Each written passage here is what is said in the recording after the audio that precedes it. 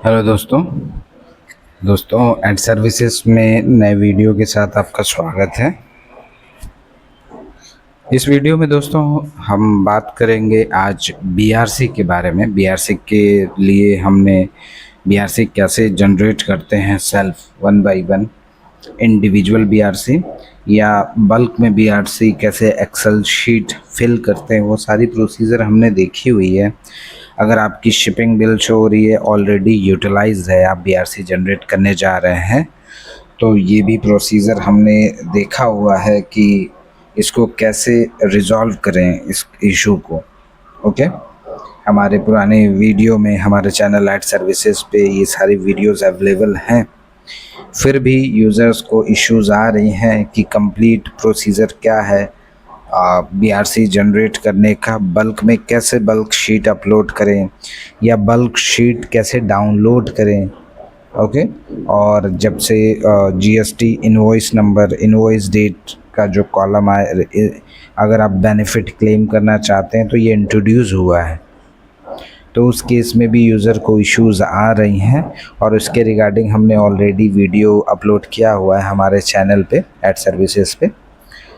Meanwhile आज हम फिर से बल्क बीआरसी कैसे जनरेट करेंगे उसके बारे में बात करेंगे, बीआरसी को कैसे कैंसिल करेंगे उसके बारे में भी बात करेंगे। ओके, तो दोस्तों सबसे पहले मैं आपको बता दूं, आप लॉगिन करेंगे डीजीएफटी पोर्टल पे। हम नेविगेशन से स्टार्ट करते हैं। लॉगिन करने के बाद दोस्तों डीजीएफटी पोर्टल पे ऊपर सर्विसेज का ऑप्शन दिया गया है। सर्विसेज में ही ईबीआरसी का सेक्शन भी दिया गया है, ये चेक करिए दोस्तों, ये ईबीआरसी है, इस पर क्लिक करेंगे। बीआरसी में चेक करिए। अगर मान लीजिए मैं वापस से इन ये जो यहाँ पे अलग अलग टाइल दी गई है या ऑप्शंस दिए गए हैं उनके बारे में एक ओवरव्यू ग्लिम्स आपको शो कर देता हूँ। अगर मान लीजिए आपकी आईआरएम ओआरएम आपके पास नहीं है बट बैंक ने रिलीज़ कर दिया, आपका रेमिटेंस अमाउंट आपके बैंक में शिपमेंट के बिहाफ पे रिसीव हुआ, बैंक ने आईआरएम रिलीज़ कर दिया, तो इस ऑप्शन पे जाएंगे आईआरएम ओआरएम रिपॉजिटरीज में। यहाँ पे किस बैंक ने आपका जो आईआरएम है किस में रिलीज़ किया उस बैंक को सेलेक्ट करेंगे। आईआरएम नंबर आपके पास नहीं है तो इसको ब्लैंक रखेंगे, डेट रेंज एंटर कर देंगे और स्टेटस में फ्रेश एंटर करके सर्च करेंगे तो नीचे टेबल में चेक करिए, नीचे टेबल में आपको आईआरएम की डिटेल शो हो जाएगी।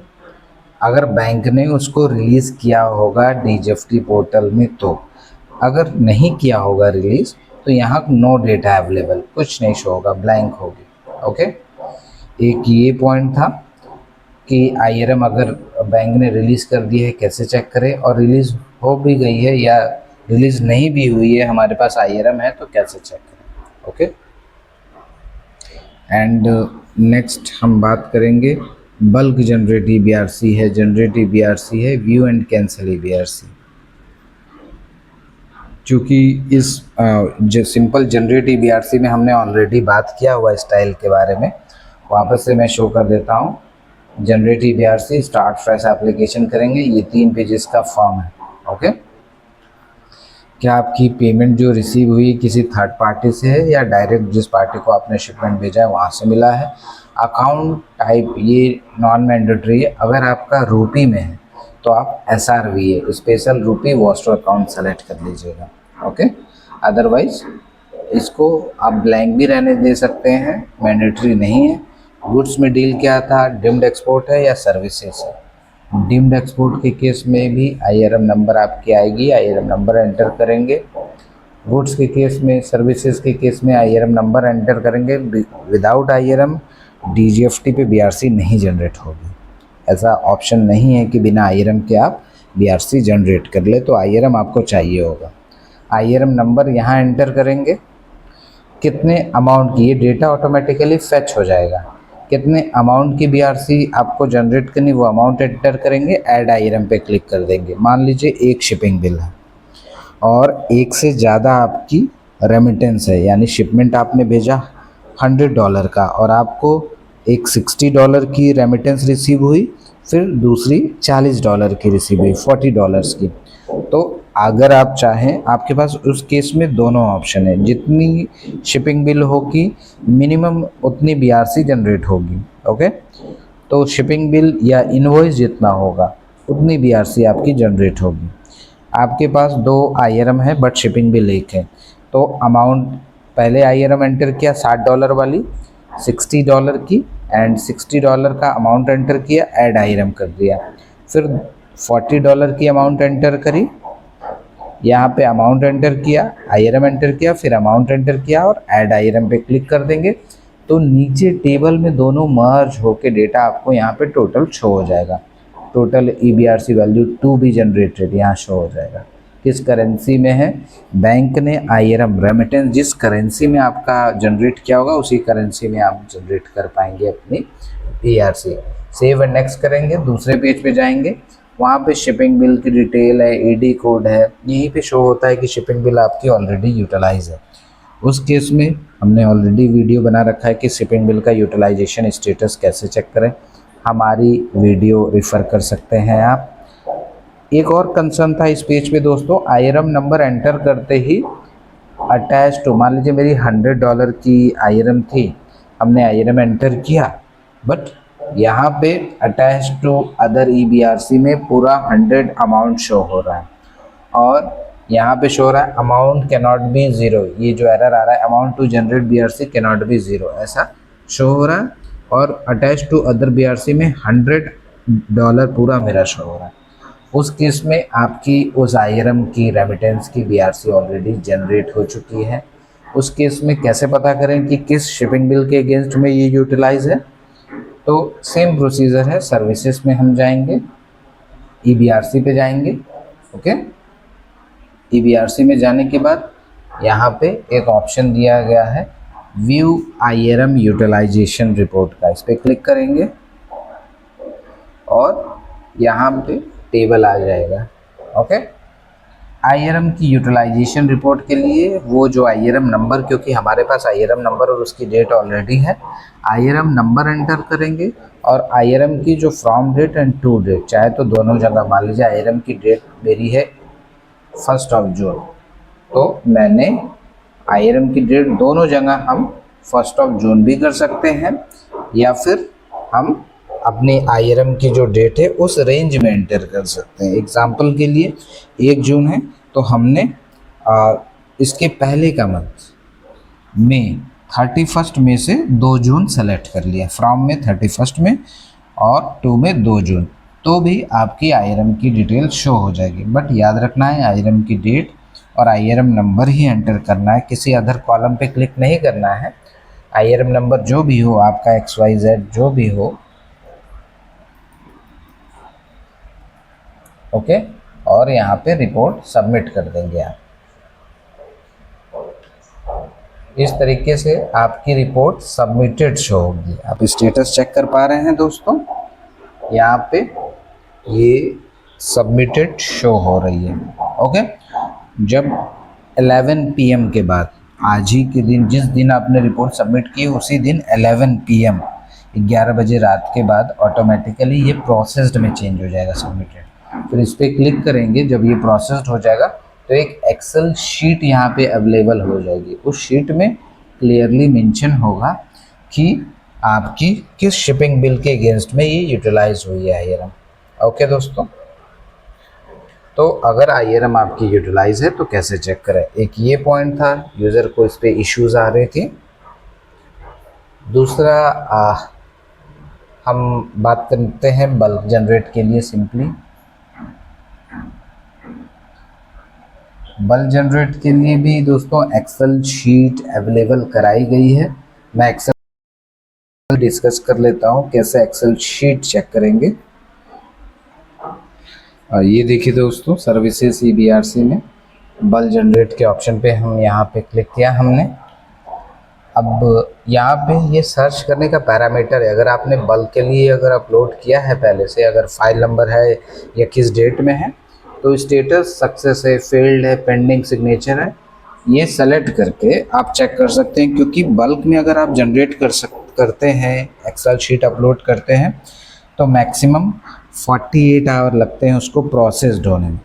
ओके, एंड अगर आप यहाँ पे चेक करेंगे अलग अलग जो ऑप्शन अवेलेबल कराए गए हैं, यहाँ पे सक्सेस हुआ है, फेल्ड हुआ है, तो उस डेट रेंज से आप चेक कर पाएंगे। यहाँ पे सर्च का आइकन है, मान लीजिए मेरी सक्सेस है, सर्च पे क्लिक करूँगा मैं, और अगर कोई भी रिकॉर्ड होगा पुराना तो यहाँ पे मुझे रिफ्लेक्ट हो जाएगा बॉटम।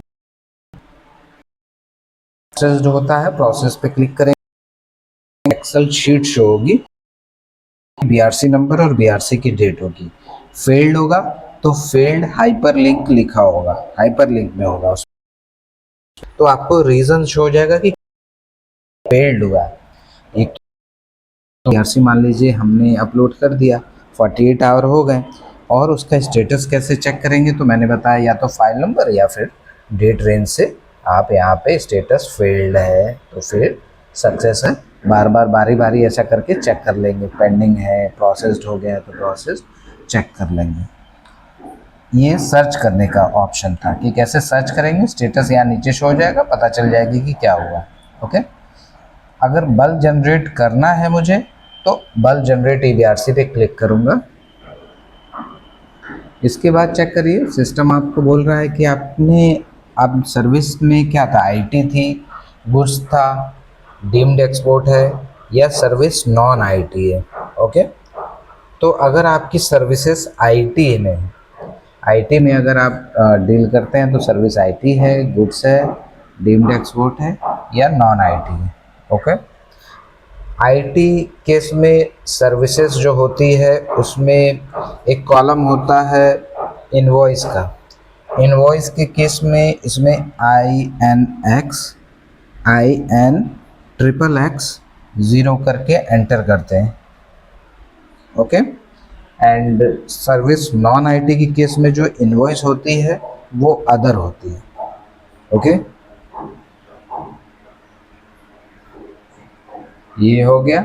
हम गुड्स के केस में करना है, यहाँ पे चेक करिए दोस्तों, अलग अलग सैंपल दी गई हैं, जैसे download sample for excel of goods, या डिम्ड के लिए, सर्विसेज के लिए, या इंस्ट्रक्शन मैनुअल आपको अगर डाउनलोड करनी है तो यहाँ से इसमें इंस्ट्रक्शन दिए गए कि कौन सा क्या कंडीशन है।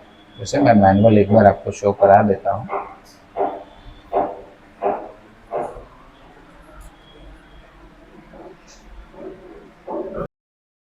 ये चेक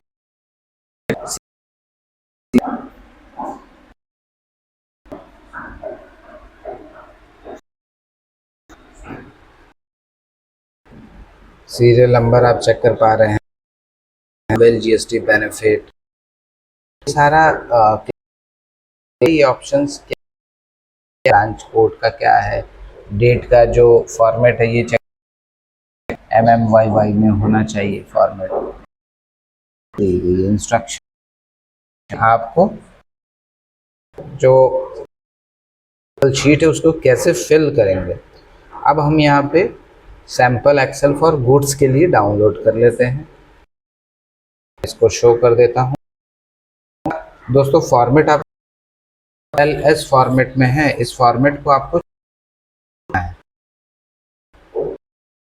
फॉर्मेट है वो में फॉर्मेट, ये जो येलो ट्री है, ये जो येलो से हो रहे हैं या सेल वो मैंडेटरी है। ओके, IC SL मतलब serial number. Okay, branch serial number IC में, यानी आपकी कंपनी में अगर कोई ब्रांच है ऑलरेडी, यानी मान लीजिए इसके अलावा कोई ब्रांच है जिसमें शिपिंग बिल नंबर जनरेट हुई थी, यानी शिपमेंट जिस ब्रांच से मैंने सेंड किया था उस ब्रांच का सीरियल ना होगा, वो चेक होगी। माई IC पे जाएंगे, वहाँ पे ब्रांच सीरियल नंबर गया है। अगर नहीं है, एक ही हेड ऑफिस है, तो इस केस में जो IC ब्रांच सीरियल नंबर होगा वो 000 होगा, 3 टाइम्स 0। ओके, 3 बार 0। और वेदर यू वांट टू, क्योंकि ये जो शीट दी गई है इस शीट में मैक्सिमम 999 BRC आप जनरेट कर सकते हैं, यानी 1000-1।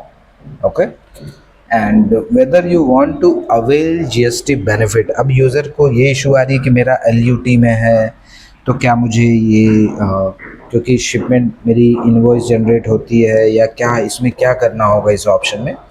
दोस्तों ये सिंपल प्रोसीजर ये बताने के लिए है कि अगर आप फ्यूचर में कोई गवर्नमेंट की अलग अलग GST से रिलेटेड बेनिफिट्स होती हैं, आप जो रिटर्न फाइल करते हैं वो तो एज इट इज़ आप रिटर्न फाइल करेंगे, इसके अलावा भी कोई अलग अलग बेनिफिट्स यूज़र को प्रोवाइड कराई जाती है, तो क्या आप अवेल करना चाहते हैं अगर ऐसी कोई बेनिफिट आई, उसके लिए आप यस या नो करेंगे। LUT के केस में भी 0% रेट पे भी आपकी इनवॉइस क्रिएट होती है। अगर आपके पास इनवॉइस है, सिंपल प्रोसीजर है, अगर इनवॉइस नंबर है, डेट है, तो आप इनवॉइस नंबर डेट एंटर कर दीजिए। Okay, invoice number date GST की एंटर कर दीजिए, बेनिफिट होगी अकॉर्डिंगली आपको अवेल कर पाएंगे, मिल जाएगी आपको। बेनिफिट क्या क्या होती है, क्योंकि गवर्नमेंट के सारे डिपार्टमेंट आपस में इंटरलिंक्ड होते हैं। जैसे आइस गेट हो गई, शिपमेंट आपने आइस गेट से भेजा, BRC बैंक ने रिलीज़ किया, बैंक में पैसा आया, बैंक ने IRM रिलीज़ कर दिया DGFT में। ओके, और उस IRM के ब्याह पे आपने DGFT में BRC जनरेट कर ली। इसी तरीके से GST इनवॉइस के लिए GST की जो अलग अलग बेनिफिट्स हैं, इसको आप GST डिपार्टमेंट में कनेक्ट करके करंट में उनकी क्या प्रोसीजर है, मतलब क्या बेनिफिट है एप्लीकेबल है, वो आप GST डिपार्टमेंट से कंफर्म कर सकते हैं। ओके, इसके अलावा दोस्तों GST जैसा मैंने बताया, अगर है इनवॉइस नंबर, इनवॉइस डेट, तो यस करेंगे, वाई करेंगे और यहाँ पे इनवॉइस नंबर डेट एंटर कर देंगे। नो के केस में इन दोनों कॉलम को फिल करना ज़रूरी नहीं है। IFSC कोड आपका क्या है, AD कोड क्या है, AD यानी ऑथराइज डीलर कोड, आपने शिपिंग बिल आइस गेट पे रजिस्टर किया होगा, शिपिंग बिल जब जनरेट आप कर रहे थे, शिपमेंट भेज रहे थे, तो वो IRM आपका क्या है, IRM नंबर एंटर करेंगे। डेट का फॉर्मेट DD MM YY है, चेक कर लीजिए दोस्तों। IRM की करेंसी किस में है, USD में है, उसका पर्पस कोड क्या है, पर्पस कोड सेक मैपिंग भी होती है, वो भी मैं शो करा देता हूँ दोस्तों। अभी ये शीट हम चेक कर लेते हैं। इसके बाद रेमिटेंस अमाउंट कितना आपका आया है और सॉफ्ट टैक्स नंबर या शिपिंग बिल नंबर। मान लीजिए मेरा रेमिटेंस 100 है, ओके, 100 है हमारा रेमिटेंस, बट शिपिंग बिल हमारी 2 बार में हमने शिपमेंट अपना सेंड किया था बायर को, और हमें जो रेमिटेंस मिला यानी जो पैसा रिसीव हुआ है, अमाउंट रिसीव हुआ है बायर से, वो एक बार में टोटल $100 हुआ है। एग्जाम्पल के लिए एक $60 की शिपमेंट हमने भेजी थी, एक $40 की। तो करना है 2 बार आप सेम करेंगे, ओके, पर्पस कोड करेंगे और रेमिटेंस अमाउंट क्या है वो रिपीट करेंगे, बट यहाँ पे जो आपका शिपिंग बिल नंबर है वो अलग अलग हो जाएगा। उसी तरह वाइस वर्सा, अगर आपकी कॉमन शिपिंग बिल है, एक से ज़्यादा आपकी रेमिटेंस है, तो यहाँ शिपिंग बिल रिपीट हो जाएगी और यहाँ पे IRM नंबर अलग अलग होंगे, IRM की डेट अलग होगी, करेंसी है, रेमिटेंस अमाउंट अलग अलग होगा। ओके, इसके बाद यहाँ पे चेक करिए दोस्तों, ये शिपिंग बिल की डेट हो गई कॉलम, क्या डेट एंटर करनी है।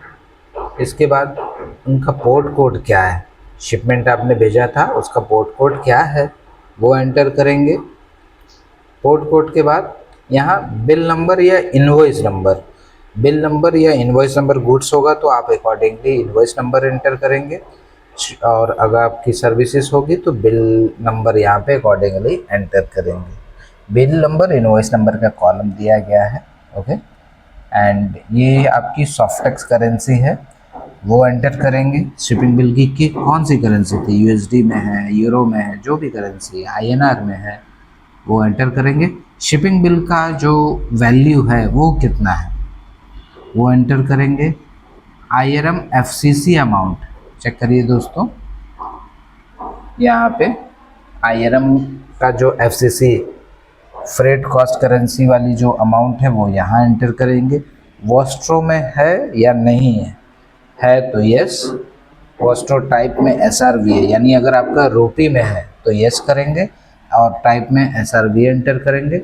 नो है एंटर एन करके आगे प्रोसीड कर जाएंगे करेंगे, जैसा आप चेक कर पाएंगे। और वॉस्ट्रो में देखिए दोस्तों, एक वॉस्ट्रो अकाउंट और एक NRV के लिए होती है, वो अकॉर्डिंगली आप चेक कर पाएंगे। और ये मैंडेटरी कॉलम नहीं है अगर आपका ये ORM के केस में, पार्टी एक्सपोर्ट वगैरह कमीशन वैल्यू, अगर आप चाहें तो यहाँ पे कमीशन शेयर कर सकते हैं, but commission value freight value सामने इंडिविजुअल में भी देखा था, एक नॉर्मल रिप्रेजेंटेशन में तो एंटर कर सकते हैं, लेकिन अगर कमीशन फ्रेट वैल्यू में अपना अमाउंट एंटर करेंगे तो डिटेक्ट हो जाएगा आपके रेमिटेंस अमाउंट से। जैसे $100 का IRM है, $10 आपने फ्रेट वैल्यू वगैरह कमीशन वैल्यू एंटर कर दिया तो आपकी $90 की ही BRC जनरेट होगी। इस पार्ट को स्किप करेंगे। सैक कोड है आपका सर्विसेज के केस में तो सैक कोड एंटर करेंगे। सैक कोड इसमें चेक करेंगे कि ये जो सैक कोड है इसमें ये बताया गया है कि ये कॉमा से ही सेपरेट किया जाएगा, सैक कोड टू कॉमा से सेपरेट किया जाएगा। ओके, तो ये थी कंप्लीट कि आप कैसे फिल करेंगे इस एक्सेल शीट को। XLS फॉर्मेट में होगा, फॉर्मेट चेंज नहीं करना है। फिल करने के बाद सिंपली आप यहाँ पे आएंगे। ओके, हमने फिल कर लिया, हम अपलोड पे क्लिक करेंगे। यहाँ चेक करिए अटैचमेंट का ऑप्शन है, इसे हमारी अपलोड पे क्लिक करके चूज़ करके अपलोड कर देंगे। अब नीचे आपकी डिटेल शो हो जाएगा, DSC से साइन करने के लिए बोलेगा, साइन करके सबमिट कर देंगे। सबमिट नंबर भी जनरेट हो जाएगी।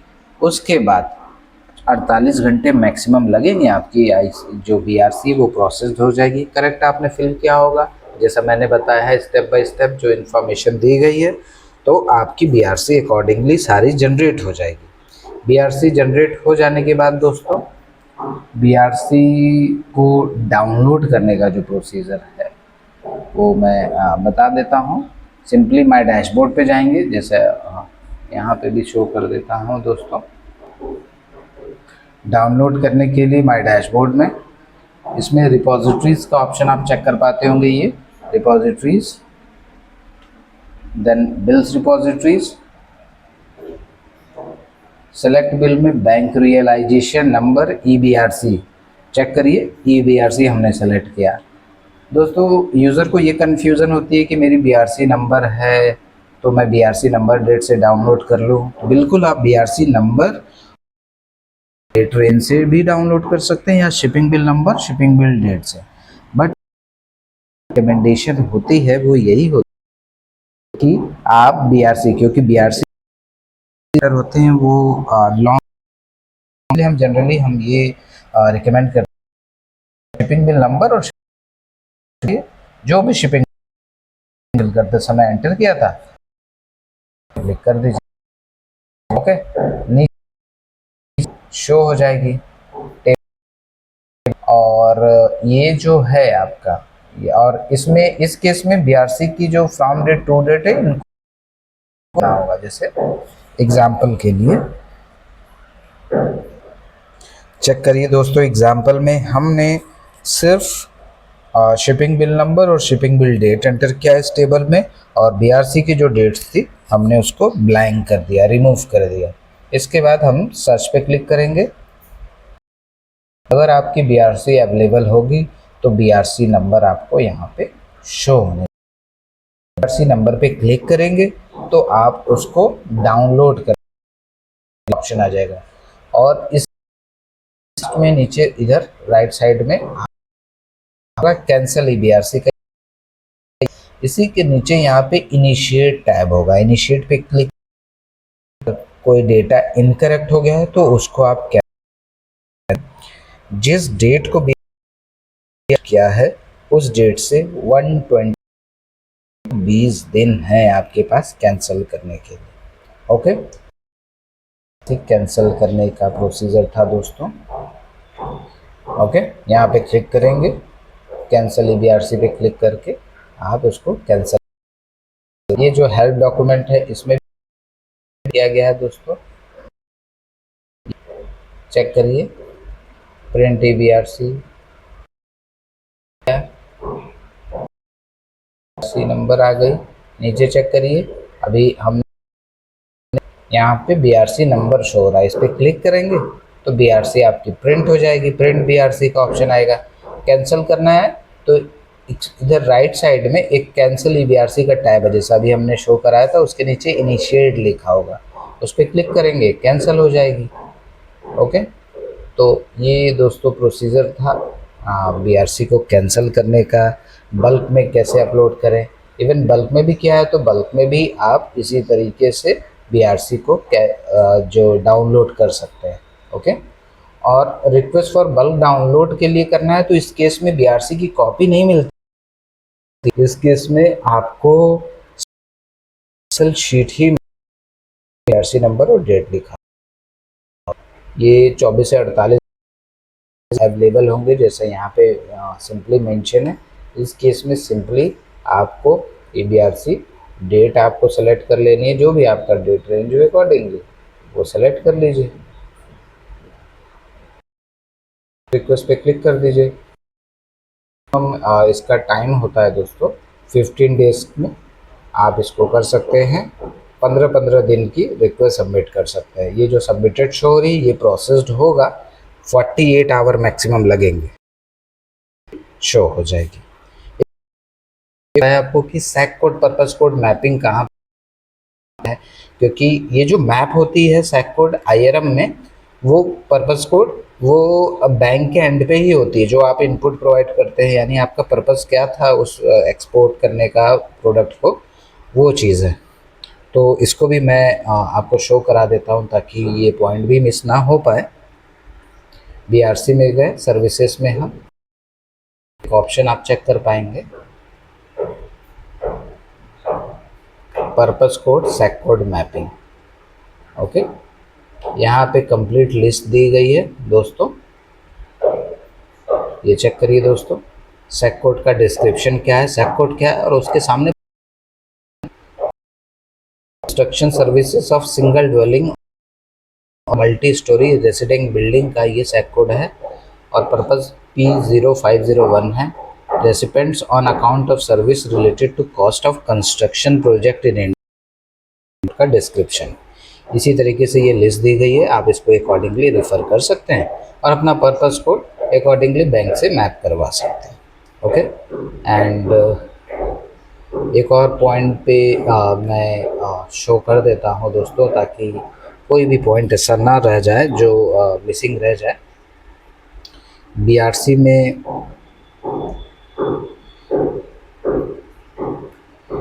मान लीजिए बैंक ने आपको एक फ्लैग रेज हुई है, केस फ्लैग आपका शो हो रहा है, बट आपने नॉर्मल फ्लैग, जो कि इसमें हमने ऑलरेडी बात किया हुआ है, फिर भी मैं शो कर देता हूँ कि आपकी फ्लैग मान लीजिए रेज हुई है, ये यूज़र गाइड API इंटीग्रेशन के लिए दिया हुआ है। ओके, कि कैसे आप API और यूज़र गाइड RMS के लिए दिया है कि रिस्क मैनेजमेंट सिस्टम को यूज़ करके, क्योंकि 120 दिन बाद आपकी BRC बैंक ही कैंसिल कर पाएगा, यूज़र खुद से कैंसिल नहीं कर पाएगा, DGFT से कैंसिल नहीं होगी, बैंक करेंगे कैंसिल। और अगर आपको फ्लैग रेज हुआ है तो आप simply respond to bank agency में जाएंगे और यहाँ पे चेक करिए, ये अलग अलग ऑप्शन है, केस फ्लैग है। अगर मान लीजिए बैंक से कोई इन्फॉर्मेशन, जैसे आपने कैंसिल करने के लिए BRC रिक्वेस्ट सबमिट किया, बैंक से कोई इन्फॉर्मेशन सॉर्टेड है, यानी आपसे रिक्वायर्ड है कोई इन्फॉर्मेशन, तो आप इन्फॉर्मेशन रिक्वेस्टेड करेंगे और सर्च कर लेंगे, यहाँ कोई डिटेल्स अगर होगी उस फ्लैग की तो शो हो जाएगी, फ्लैग पे क्लिक करके आप रिस्पॉन्ड कर सकते हैं, यहाँ डिटेल शो हो जाएगी, अकॉर्डिंगली आप उस फ्लैग का रिस्पॉन्ड करेंगे, आपको रिस्पॉन्ड करना होगा, रिस्पॉन्ड रिसीव हुआ है क्लोज्ड एक्टिवेटेड है, कौन सा केस है आपका, उसके हिसाब से चेक कर सकते हैं। जो बैंक से वो आप यहाँ से फ्लैग के केस में शो करा सकते हैं या रिस्पॉन्ड कर सकते हैं। तो ये था दोस्तों कंप्लीट रिलेटेड, हर पॉइंट पे हमने कोशिश किया है। और हमारी छोटी, क्योंकि वीडियो लेंदी हो गई है, और अगर यहाँ तक आप पहुँच गए हैं, कंप्लीट इन्फॉर्मेशन आपने देखी है, और अगर हमारी वीडियो आपको इन्फॉर्मेटिव लगे तो प्लीज़ हमारे चैनल को सब्सक्राइब करिएगा, लाइक करिए।